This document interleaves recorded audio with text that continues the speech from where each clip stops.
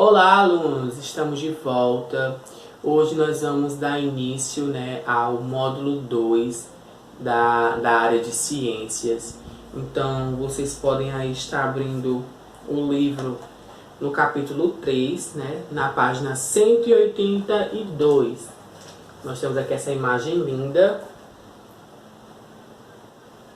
Vocês podem estar observando aí a coloração da água, água cristalina. Faz parte da nossa natureza, do nosso natural. E aí nós temos a imagem da Gruta da Lagoa Azul em Bonito, no Mato Grosso do Sul. Foi uma foto tirada em 2012.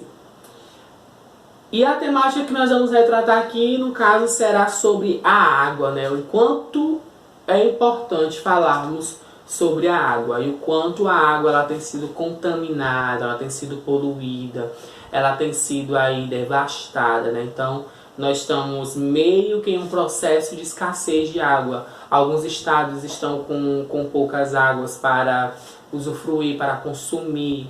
E aí nós temos que ter essa preocupação sobre a importância da água, ok? A água ela é um dos recursos mais importantes da Terra. É tão importante que quando os cientistas procuram por indícios de vida em outros planetas, uma das primeiras características que observam é a existência da água. E a Terra tem água em abundância, mas será que ela ainda tem mesmo? Aí nós fazemos essa pergunta para você, aluno, compreender. Será que ainda temos mesmo essa abundância em água? E aí na página 184, nós vamos entender um pouco sobre a questão da água no planeta Terra, tá bom? A Terra é azul, diz Gagarin em 61. John Glenn deu 3 voltas pelo planeta em 62.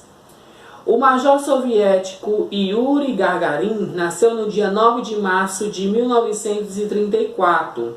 Tinha 27 anos de idade quando pronunciou uma curta exclamação, ouvida por todo mundo com o mais absoluto assombro: a Terra é azul.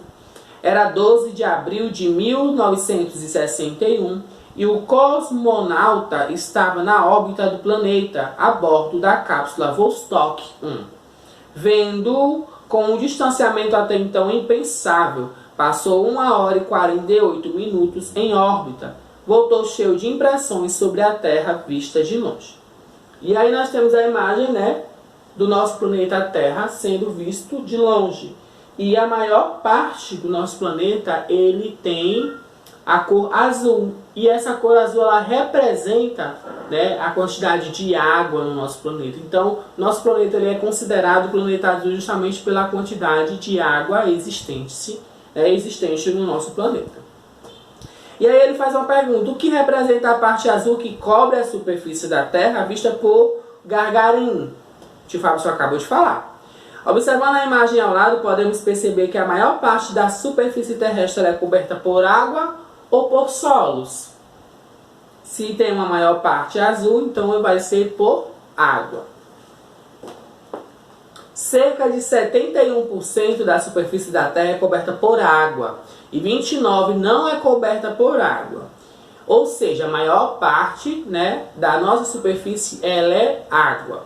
Considere que os 100 quadrados ilustrados abaixo representam toda a superfície terrestre. Com base nas informações das legendas, pinte de azul a quantidade de quadrados referente à parte coberta por água e de marrom a parte não coberta por água. E em seguida pinte as legendas, Como nós trabalhamos lá em geografia sobre as legendas, aí vocês vão pintar. Nós temos 100 quadradinhos aí, certo? 100 quadradinhos. 71 deles vai ser azul e 29 serão marrom. 71 representa 71% de água no nosso planeta e 29 representa 29% de solo, de área não coberta por água, tá bom?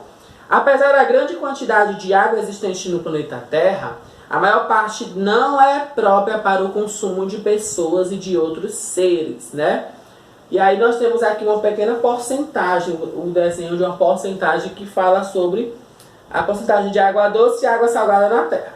Cerca de 3% da água da Terra é doce e se encontra em rios, lagos, represas, locais subterrâneos e geleiras. Cerca de 97% da água da Terra é salgada, se encontra em mares e oceanos. Ou seja, nós só podemos consumir, né, desses 100% de água aqui, nós só consumimos 3% de água. Os outros 97% são de água doce, de água salgada, desculpa. Daquela água que nós não conseguimos consumir. Mas aí com o tempo, né, essa água ela passa por um processo de dessalinização, que aí transforma essa água salgada, né, através de produtos químicos, laboratoriais, em água doce que pode ser utilizada. Mas aí isso aí tudo tem um custo, né, algo muito mais caro, e que países desenvolvidos já trabalham esse processo, né, de dessalinizar a água salgada para o próprio consumo. E aí nós temos aqui a água salgada, página 186. Você sabe de onde é obtido o sal que utilizamos em nosso cotidiano, né? O sal, ele é um mineral, né? Um produto mineral, natural. E aí ele faz parte da nossa natureza, né? Que está na água. Então, bora lá. Ao responder a questão anterior, provavelmente você e seus colegas citaram as salinas como a mostrada na fotografia a seguir. Então, nós temos aí a fotografia que trata a salina em Arraial do Cabo, né, no Rio de Janeiro, uma foto tirada em 2015. Em uma salina, a água do mar é armazenada em reservatórios rasos, onde recebe luz solar diretamente e também fica exposta à ação dos ventos. Nessas condições, a água do mar evapora, passando do estado líquido para o estado gasoso. Quando isso ocorre, o sal presente na água se acumula no reservatório, de onde é coletado e passa por alguns processos antes de ser comercializado. Observando o processo de extração do sal a partir da água do mar, podemos perceber que os mares e os oceanos são compostos por água salgada.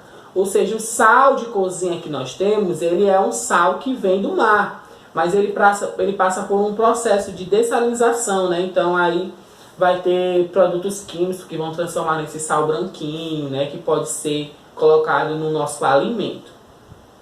A água salgada não pode ser consumida diretamente pelos seres humanos e por outros animais. No entanto, muitos animais vivem em água salgada, como alguns peixes, baleias, tubarões e estrelas do mar. Né? Eles sobrevivem porque eles têm aí algum sistema que os propõe a viver nesses lugares salgados. Mar Morto. Você sabia que entre Israel e a Jordânia existe um lago com água salgada? Esse lago é chamado de Mar Morto. A água desse lago tem cerca de 10 vezes mais sais dissolvidos do que a água do mar. Essa característica impede o desenvolvimento de animais e de plantas, e é por esse motivo que esse lago é conhecido como Mar Morto. A grande quantidade de sal na água do Mar Morto permite que os banhistas boiem com facilidade. Ou seja, né, não existe a possibilidade de ter peixes, baleias, tubarões nesse mar, por ter uma quantidade de sal muito maior do que a água salgada dos mares que nós temos o costume de conhecer.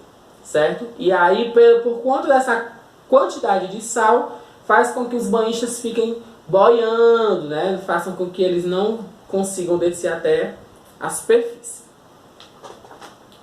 E aí nós temos aqui também a água doce. A fotografia ao lado mostra uma nascente de rio, um local onde a água que existe nos lençóis subterrâneos atinge a superfície terrestre. Como vimos, a água do mar é salgada. No entanto, a água existente nos lençóis subterrâneos e que atinge a superfície terrestre por meio das nascentes é doce. A água doce das nascentes segue um curso, formando um rio, um ribeirão ou um córrego. Esse tipo de água, ele pode ser consumido, né? Por muitas das vezes também precisam ser passados por um tratamento, mas aí eles podem ser consumidos. Veja a seguir onde podemos encontrar água doce nos ambientes. A água na superfície da terra. A água doce pode ser encontrada na superfície terrestre em rios, em lagos e córregos. A maior parte da água doce que utilizamos em nosso cotidiano provém de rios e lagos, e essa água normalmente é tratada para que se torne própria para o consumo humano. Mesmo que ela seja uma água doce, ela ainda precisa ser tratada, né? Porque existem alguns componentes na água em que nós não podemos ingerir. Então ela precisa sim ser tratada para depois ser consumida. Além do consumo humano, a água é utilizada para irrigar plantações na agricultura, né? Ela é utilizada para lavagem de objetos, né? Algumas pessoas costumam utilizar até a água doce para lavar roupa, lavar objetos e por aí vai. A água subterrânea. A água subterrânea geralmente é encontrada nos chamados lençóis subterrâneos, né?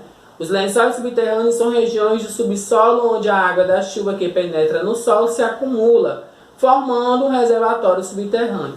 Nós vemos isso muito no interior, né? Aqueles poços d'água, as pessoas costumam colocar bomba para poder puxar, né? Então fica lá fazendo aquele esforço para poder puxar a água do subsolo, e que é uma água que pode sim ser consumida. Em geral, o ser humano tem acesso às águas subterrâneas por meio de poços e também pelas minas de água, né? Aí algumas pessoas já começam a utilizar os produtos tecnológicos, né? Máquinas tecnológicas para puxar essa água fortemente, sem precisar fazer o manejo, né? Manivelar esses antigos poços. E aí nós temos também as águas das geleiras, onde a maior parte da água doce da terra está congelada nas geleiras.